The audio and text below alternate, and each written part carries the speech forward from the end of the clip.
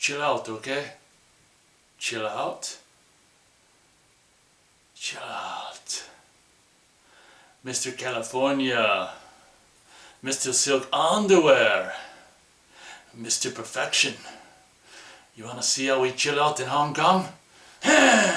Hello, huge movie fanatic Nate, stopping on by once again, coming at you for another one of my famed movie / Blu-ray reviews. Today I'll be reviewing the movie and Blu-ray of Double Impact, released 30 years ago, and I think I want to say it was like August 11th or something like that, or August 12th, 13th, 14th, 15th. I think we're just right around the 30th anniversary of this coming out in the theater, and I saw it with my dad at the drive-in theater not long after the movie's release. It was the second movie after Terminator 2 at the drive-in theater. First I'll talk about the movie, then I'll talk about the most recently released version of it on Blu-ray by this MVD Rewind Collection. Now, this is already a couple of years old, I think, but onto the movie review first, then I'll talk about the Blu-ray. So as I already said, my history with Double Impact goes all the way back to basically not long after the movie came out. I might have seen it like in the first week of release, not because me and my dad chose to, but because we actually wanted to, my dad hadn't seen yet at that time, probably mid-August in '91, he hadn't seen Terminator 2 yet, and we went to see it at a drive-in. And it's funny how, Double Impact is a movie that came out like more than a month after T2, but Double Impact was the second movie after the over a month-long old Terminator 2, which only makes sense because, obviously Terminator 2 was the movie of the summer, but the only reason we saw Double Impact when we did is because it was the second movie after Terminator 2 at the drive-in theater. I'm afraid to put this on the channel because of copyright, but I've actually got audio of probably the majority of the midsection of the movie where me and my dad are watching it and just laughing at it and being disgusted by its stupidity and the dumb dialogue and just the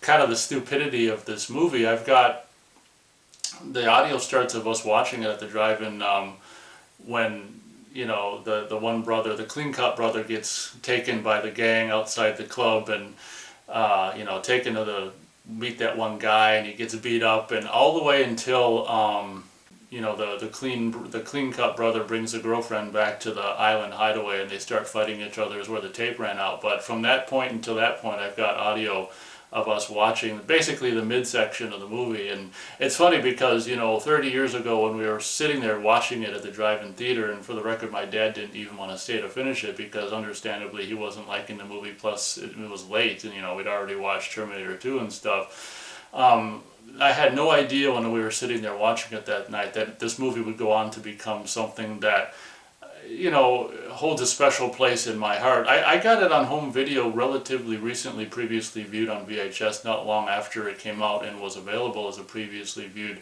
rental tape. And unfortunately, there's a chance that I may have parted with a lot of my VHSs, after I got DVDs and stuff, because I think there's a big handful of VHSs that it occurs to me I haven't seen for a long time. So either they're in bags somewhere in storage, or I sold them. I'd hate to think that I sold them, but I very well may have sold this VHS, gotten rid of this VHS. But I did have the original VHS of this at one point, and then of course the first DVD, and then the Blu-ray. This is the first Blu-ray that came out in North America with a in my opinion absolutely just horrendous cover with just that awful just gray color timing that they do in so many movies as well. This came out in 2012. So I had the original tape, the original DVD, and the original Blu-ray, and now of course the most recently released Blu-ray. But me and my dad were none too impressed with this movie when we were seeing it originally in the theater, but not long after I did end up probably renting the VHS and end up buying the VHS. And the more I would watch it, the more I'd kind of be like, I don't know why I actually ended up with the VHS. I guess I probably rented it and maybe really just started to appreciate it for its just goofiness. And the action is actually really pretty cool. And, the environments like Hong Kong are actually really photogenic and really cinematic. And the music is actually, the film scores and the music is really great. And I actually came across this just by chance in 2016 for $2. This is why I love half-price books so much. I found this in the clearance CDs something I never even knew existed, double impact original soundtrack recording CD. This was huge, a huge find for me. I definitely would have paid more than $2 for this, because I think the music by Arthur Kempel is actually really fantastic in this movie. There's several, you know, cues that are full orchestra, just really thematic, you know, cinematic, just really full orchestra kind of great music. So there's so many aspects about this movie that, you know, once you get past the cheesy ass dialogue and cheesy ass goings on and stuff, that are really competent. I mean, it's a gorgeous movie in full color before they were doing this, you know, the muting of the colors bullshit, color correction and stuff. And you've got, I think this is the very first time Corey Everson has ever appeared in a movie. She, of course, if you guys are too young to remember, she was this like female bodybuilder at the time. An acquaintance of mine in high school had pictures of her inside his locker. It's just like, okay, whatever. But she's a little, I kind of like more feminine kind of, you know, I like my women generally a little more feminine than this woman, all decked out in freaking muscles like a, you know, like some female action hero in a comic book or something. But that was a kind of a big part of this movie, and the blonde was kind of hot, and this movie's got Geoffrey Lewis, you know, the dad of Juliette Lewis, and from the Clint Eastwood movies and all kinds of other movies and stuff. So, you know, it didn't take long after this movie came out on home video for me to revisit it and actually appreciate the good things about the movie. And I think the action's great. Back in the day, in an A movie in the theater, when you had a full-on kind of a sex scene, which was like softcore porn sex scene, and the music and locations, just so many things about this movie are great. The premise of this movie, I'll spare you a beat by beat, but the premise of this movie is, I don't know, in Hong Kong, 25 years ago, there's this these two, you know, bigwigs, this Nigel Griffith and Raymond Zhang. Is it Raymond Zhang? I want to say, this Asian guy and this British guy are basically building this underground tunnel to go from China, or from, you know, from some part of China, Hong Kong or something, to the mainland or something like that. Some kind of big tunnel project. And basically this guy who was the main guy, construction guy, to get this project actually realized, was him and his wife and their two twin sons were actually on the eve, or not the eve, but the same night as the tunnel opened, you know, that the tunnel opened, and they had the ribbon cutting ceremony at the beginning of the movie. And later that night they basically had, you know, the two bigwigs, Zhang and Griffith, had basically the family of this guy, the main guy who was able to actually realize this tunnel, and his wife and his twin sons, they had to have him basically executed because his construction expertise was no longer needed, to quote the line from the movie.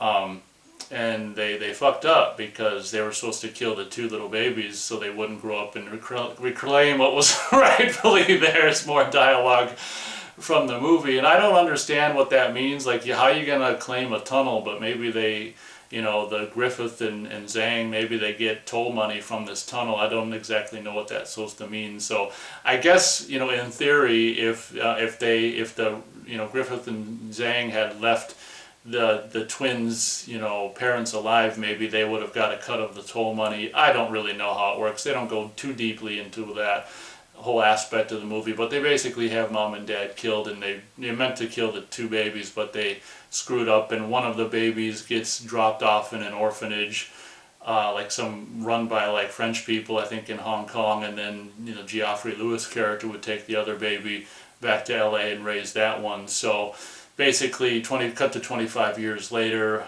we see the Californian brother, played by Jean-Claude Van Damme. Basically, it's been revealed that, you know, they found the twin brother finally, and we can only assume the Geoffrey Lewis character was looking for the other one. I can never remember their names. Their names is Chad and Alex. I can never remember which. I think Alex is the one from Hong Kong, and Chad's the California one. It's just been revealed that they found Chad.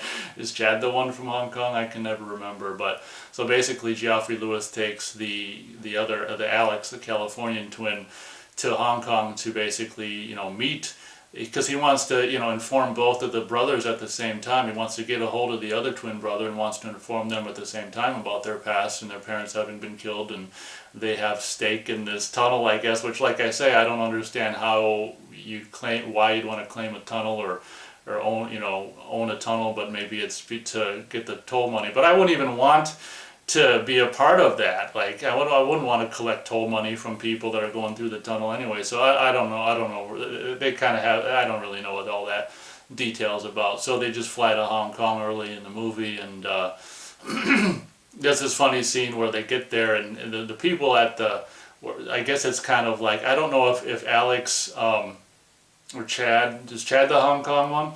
I don't know if he like owns this club that they go to, but you know, the guy who's at the desk is kind of, everyone thinks that, you know, when the Alex, the Hollywood brother, arrives and he's all dressed all preppy and, you know, silk underwear and all this shit, not that they know, except for Chad's girlfriend later on will find out that it's silk underwear, but you know, just the preppy look of the twin, they all think that Alex went off his rocker. And the one guy is like this and at the desk, and then later on his girlfriend shows up, and she thinks that Alex is Chad and takes him into the back room, and she's like, oh, I'm impressed, all these, you know, the haircut and all these new clothes, and she puts her hand down in his shorts, and oh, silk underwear. Any other surprises? He's like, yes, big surprise, huge surprise. And this is some of the reason my dad and I were just like kind of, you know, giving the movie a hard time upon our initial viewing of it. But basically, cutting to the chase, finally, it's funny because they're kind of starting like a little bit of, you know, naughty stuff between the Alex character and the girlfriend of Chad and stuff, and they don't get very far into it before a hand goes on Alex's shoulder, turns around to see basically himself looking a little different with slick back hair, and he's like, oh, and then he's like, Chad goes, ugh, just headbutts him, which is kind of funny. He wakes up to realize he wakes up to realize, and they both in this scene realize that they're twin brothers, separated, and Geoffrey Lewis basically lays down the whole thing, what I just already laid down, that, you know, after I already laid it down, I don't need to tell you again, but at this point he's trying to convince both of them, especially the Chad character, the Hong Kong based one, to let's go after these, you know, freaking Raymond Zhang and Nigel Griffith and reclaim what's rightfully ours, the Victoria Crown Harbor Tunnel or whatever the hell it is. Once again, I don't know how you claim a tunnel or reclaim a tunnel or whatever, but that's neither here nor there. So that's basically the gist of the movie, obviously, as the movie wears on. It's, you know, action scene after action scene. And that's one thing I like about the movie, and I think I realized relatively soon after I rented it when it came out on video and decided I really liked it, is that it never really gets boring. You know, they space action scenes really, really wonderfully well.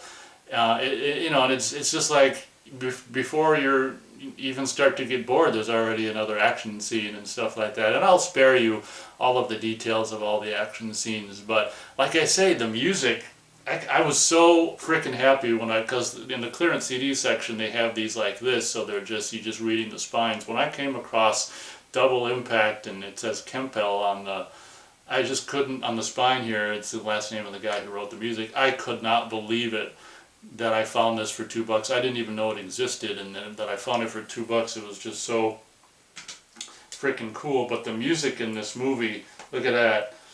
Oh yeah, there's a picture of Alex there. Twin brothers torn apart by violence on a mission of revenge. One packs a punch, one packs a peace. Together they deliver.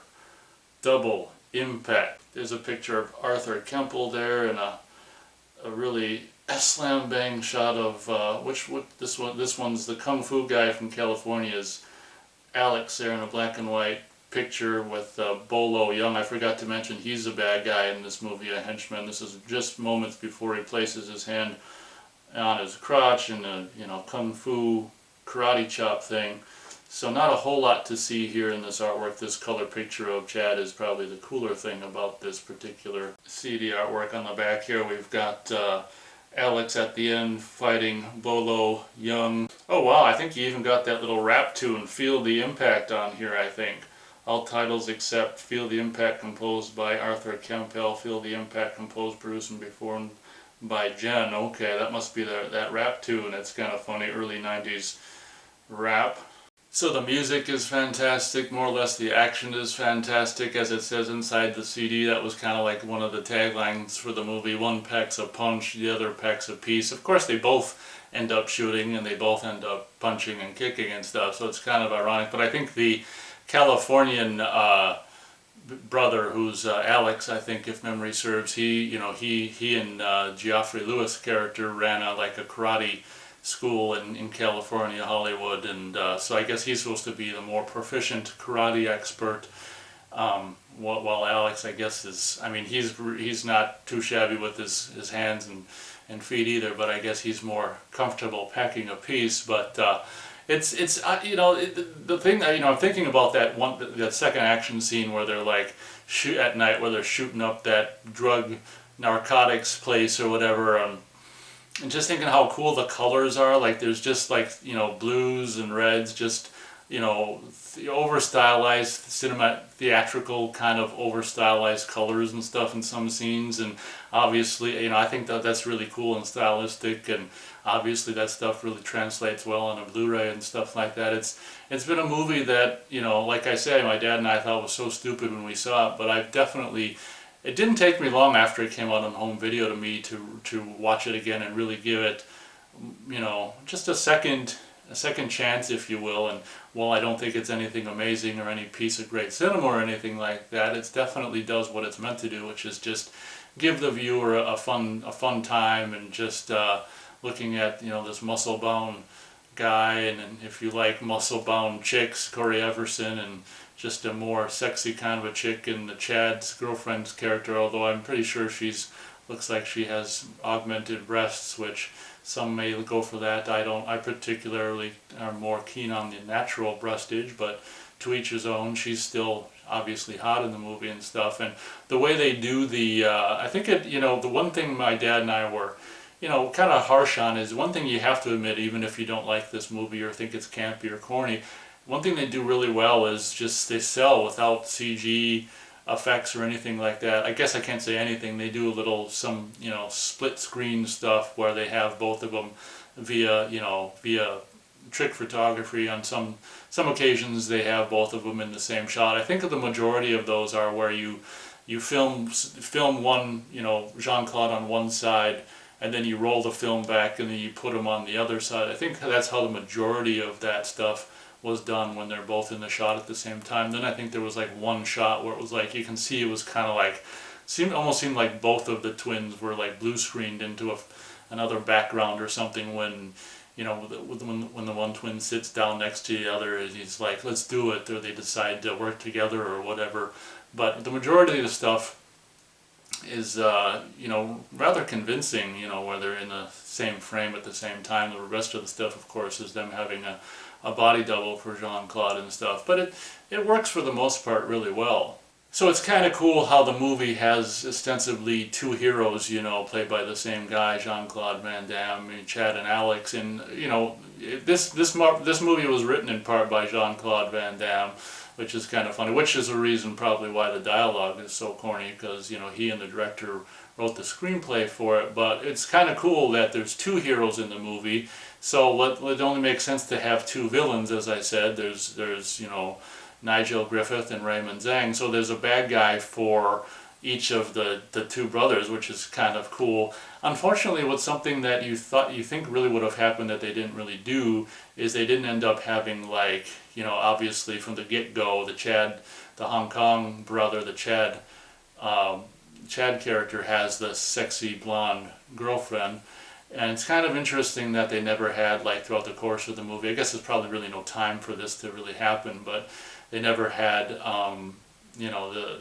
Alex character, the one from Hollywood, ever ends up with a girl at the end of the movie. It's kind of like, I don't know, it's kind of subtly portrayed throughout the movie ever since she met Alex, that she's kind of attracted to his cuttedness, which, so I guess it's almost like, in theory, even though nothing physically happens between them that isn't in, Chad's imagination, there's this kind of, I guess, flirtatiousness between the, you know, the Alex character and the girlfriend of Chad, basically, and that kind of makes Chad jealous. And one thing I will say about this scene, or this movie, is with the sex scene.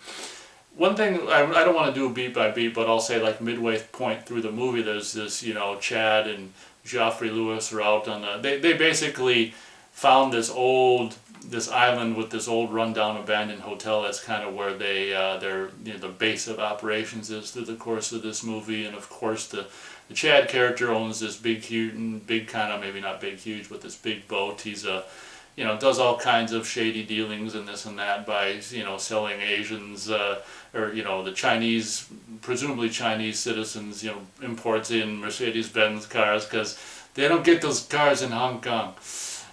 So, you know, he does all kinds of, you know, under the shady business dealings, Chad, and stuff like that. So he's got this ship, and they can drive this ship from Hong Kong to this island where their base of operations is, where they're basically living with all kinds of, what are those called? The things that go, pigeons. That's what they're called, pigeons. So I don't know where was I going.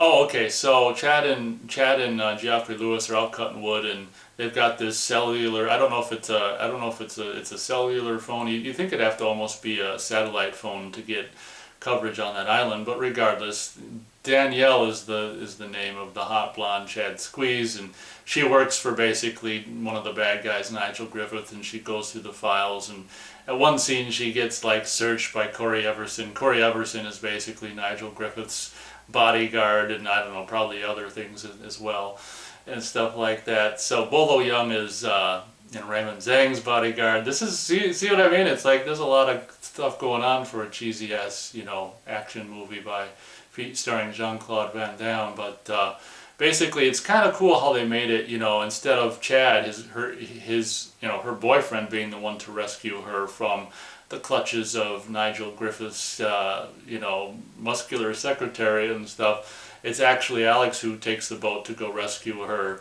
So that it's kind of interesting how it gives, you know, the whole time that's going on, Chad is drinking himself into a stupor thinking that he's going to just go rescue her and bone her on the way back. And what's interesting about the sex scene in this movie is that it's a sex scene that doesn't actually happen. The sex scene in this movie between Alex and Danielle, the girlfriend of Chad, the Hong Kong-based brother, is that it's all in, it's funny because it's almost like it's all in all of their minds, but I think it's primarily in Chad's mind as he's drinking himself to a stupor. He's thinking about all the things that his brother might be doing to his girlfriend on their way back to the island where they're, you know, they got their stronghold and where they're, you know, basing their operations out of. So the sex scene is, I gotta admit, I just rewatched this recently for the 30th anniversary celebration of this movie's release in the theater.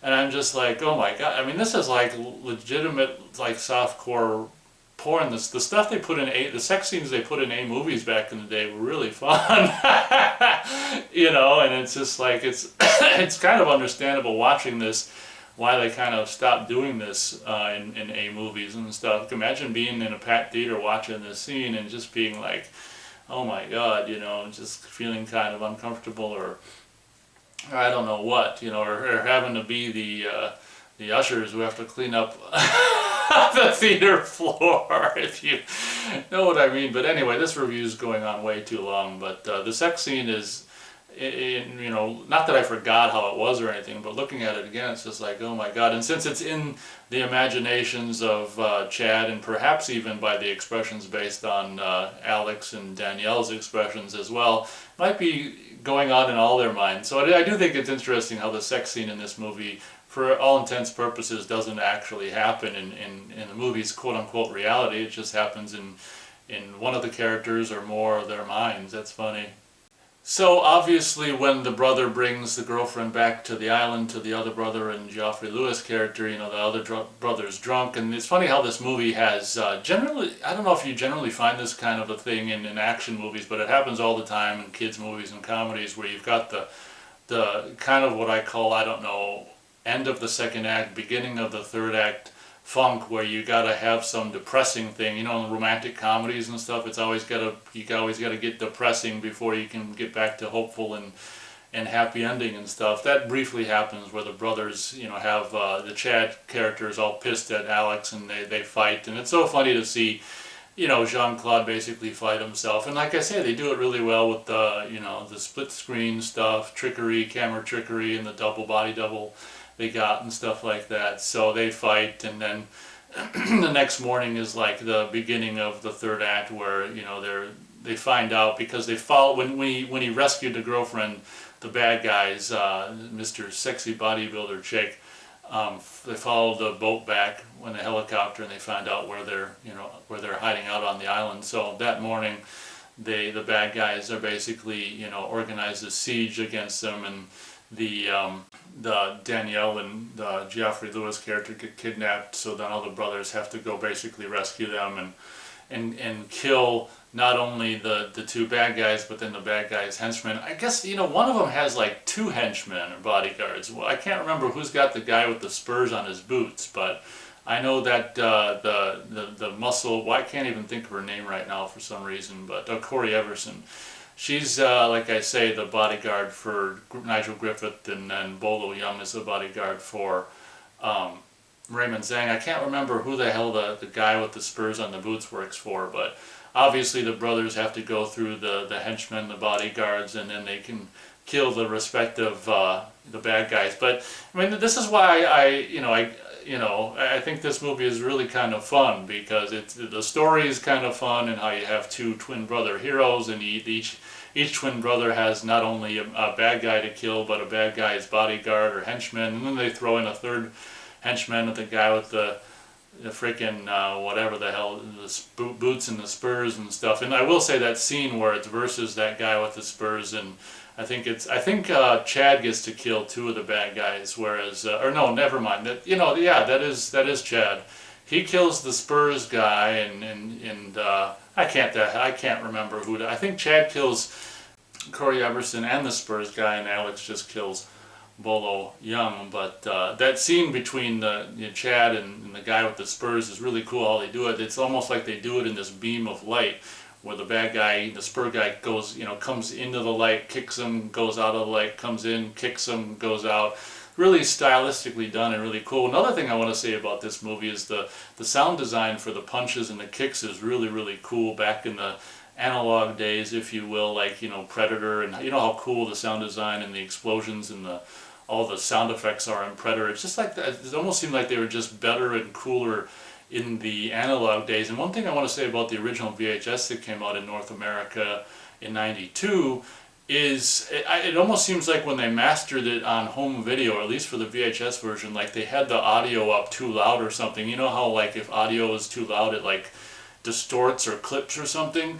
It's almost like it did that on the original VHS, because in spring of '92 I also got my first hi-fi stereo VCR, so this movie sounded so good then, and still sounds good even in just the 2-channel stereo surround. But it's the punches and stuff were so great on the original VHS, because I think they were a little bit clipping, where it actually positively added to the sound of the punches, you know, being like ever so slightly distorted. And I think that was lost when the first DVD came out in both of the Blu-rays. Well, they're still good, but they might not have that little extra edge of slight distortion, or maybe I'm dreaming it all up, but that's what I remember on the original VHS. But even on the DVD and the Blu-rays now, I mean, the sound, the punches and stuff, you know, the sound kicks and the punches and kicks sounds and guns even and stuff are so cool and fun. And I don't think this movie in North America has ever existed in anything but stereo surround, and you don't even need to, you know, be 5.1 or anything to just have slam bang sound, and this movie's a perfect example of it. So going on way too long, I'll say that obviously the heroes vanquish the bad guys, they rescue the girlfriend, and what I think is really cool is I think they have Alex once again kind of rescue Danielle, Chad's girlfriend, and he kind of returns her once again back to Chad, which is kind of funny, because when he was all drunk and stuff, and Chad or Alex brought, you know, girlfriend back to the island, she like slapped her once.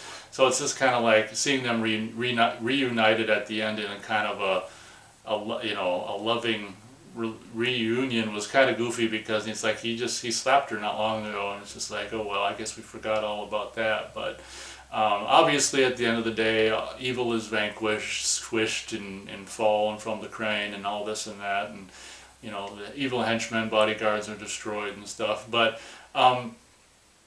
star rating for this is difficult. It's for me, it's a lot higher than it deserves, just because I don't know. I just as I've lived with this movie for the last 30 years. I mean, I try to make a point to watch it at least once every summer, because it's a summer action movie. I saw it in the drive-in theater in the summer, and just a summer action movie. I'm gonna go ridiculously high on the rating for this movie, and just because I think it's so freaking fun at the end of the day. So I'll go. Oh God, I feel like I even want to go higher than this, but I'll just go 3.5 stars out of 4 stars for Double Impact. It might.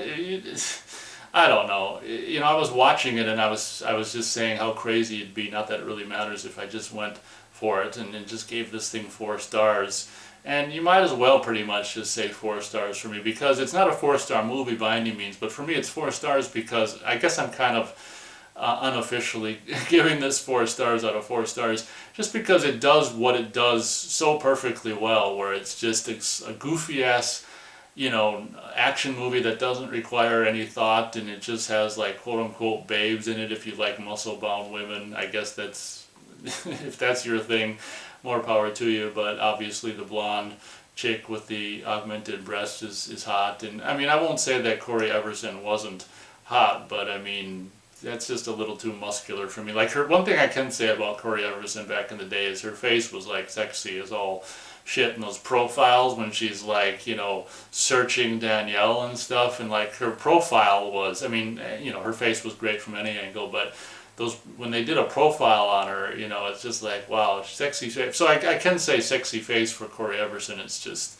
I don't know, those huge freaking legs, and just, oh my God, it's just a little too muscular for me. So I think we'll just go for broke and give it 4 stars out of 4 stars. What the hell, I think Double Impact deserves it. Now, after I went on way too long about the movie, I'll try to be more brief about this most recently released Blu-ray of Double Impact by, once again, MVD Rewind Collection. I think this is the very first release of theirs that I got. Pretty cool outfit, kind of like a Arrow video for the action genre kind of an outfit. One thing I will say about the first Blu-ray that came out is this was absolutely fantastic.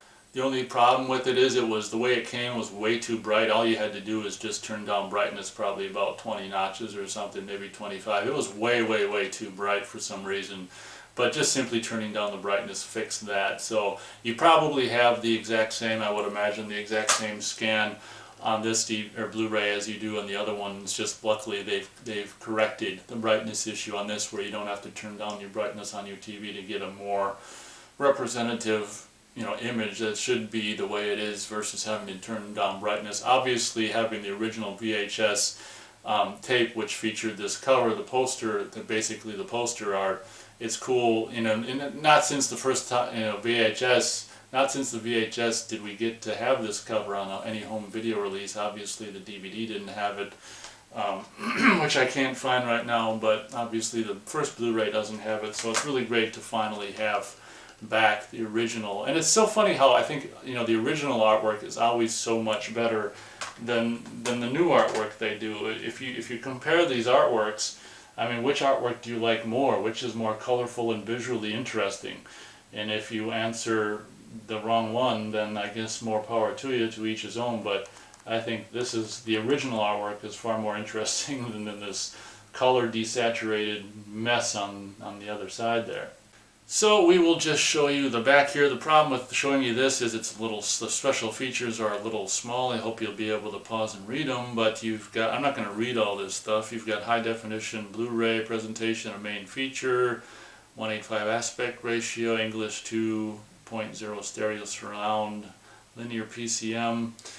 Then you've basically got new, the making of Double Impact, part 1 is 53 minutes and part 2 is 59 minutes. A 2-part feature-length retrospective featuring interviews with star Jean-Claude Van Damme and director Sheldon Lettich, along with cast and crew. So I got this, I don't know if I got this 2 years ago, this release. I watched that back when I got it, and obviously it's interesting. I don't think Bolo Young is interviewed, but what's her name is, obviously Jean-Claude is, and the director and like some producer and the guy who doubled. I guess there were two doubles for Jean-Claude, I think. I don't remember, but the guy who doubled him, and they did an interview, and I was kind of pleasantly surprised to see that they did do an interview with Corey Everson, which is really cool, and the guy who played the guy with the boots and the spurs. I don't think there's Bolo Young interviews on here, but one thing, that's kind of not so wonderful about the two-part basically interviews, it's not so much of a making of documentary, it's just interviews, I only saw them once, but from what I can recollect about the interviews, they just seem very sporadic and just like, I don't know, it's almost like they shot their own interviews and just mailed them the frickin' SD cards or something. That's what a lot of it seems like, and it's just,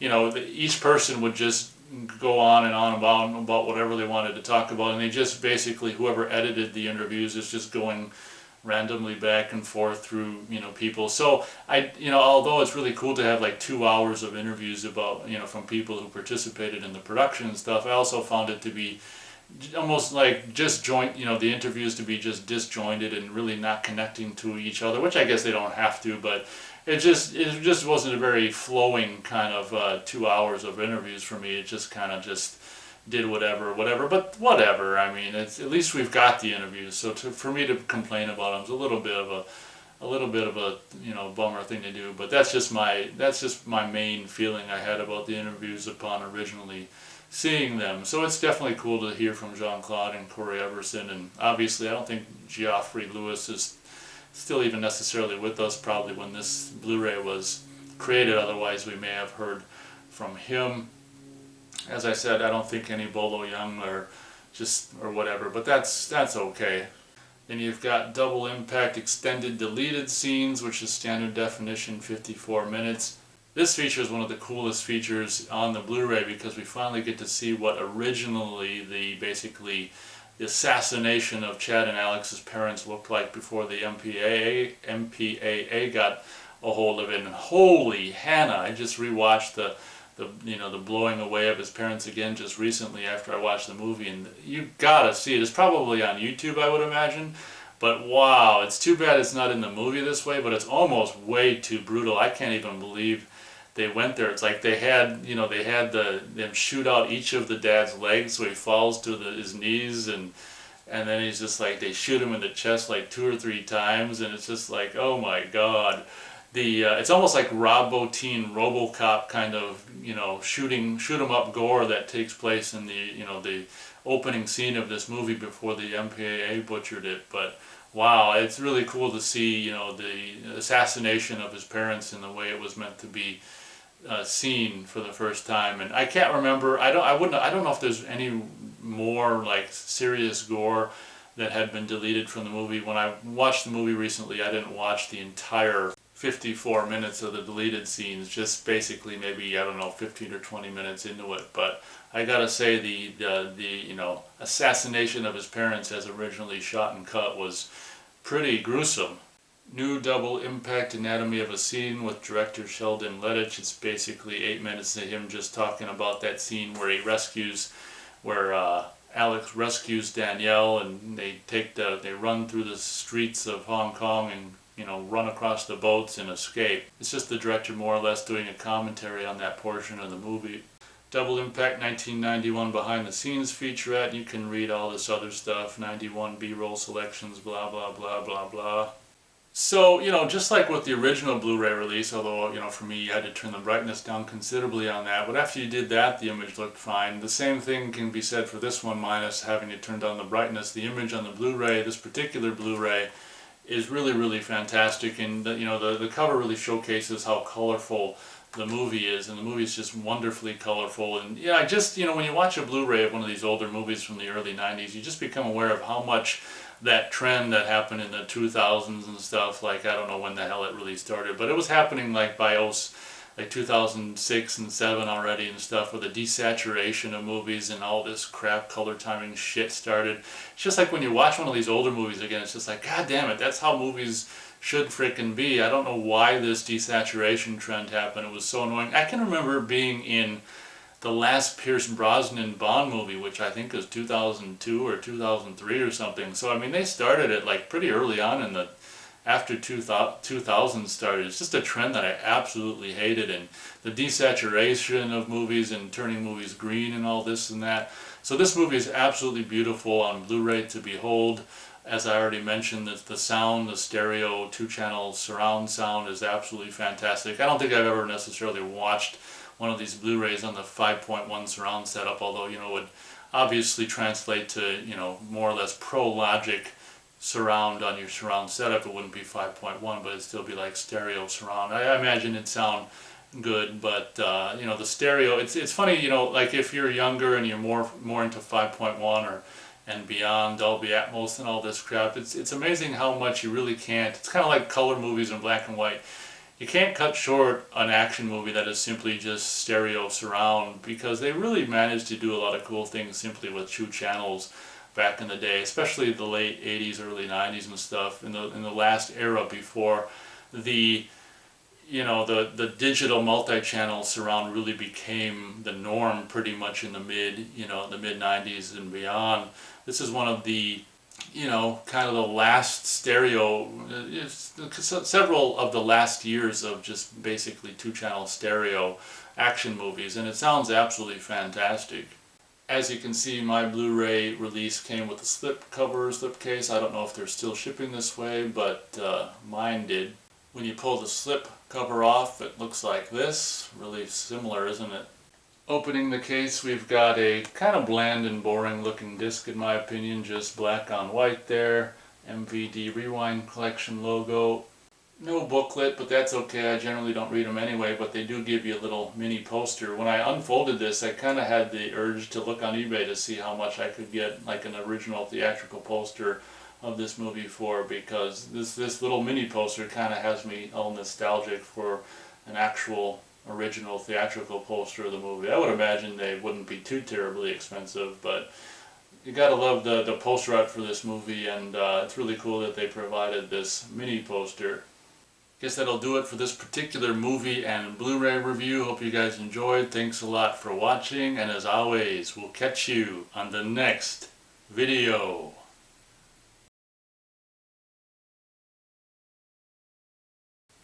I could have taken them, except this big Chinese ugly motherfucker with a big scar on his cheek. At least 8. I could have taken them, except for this big ugly Chinese motherfucker.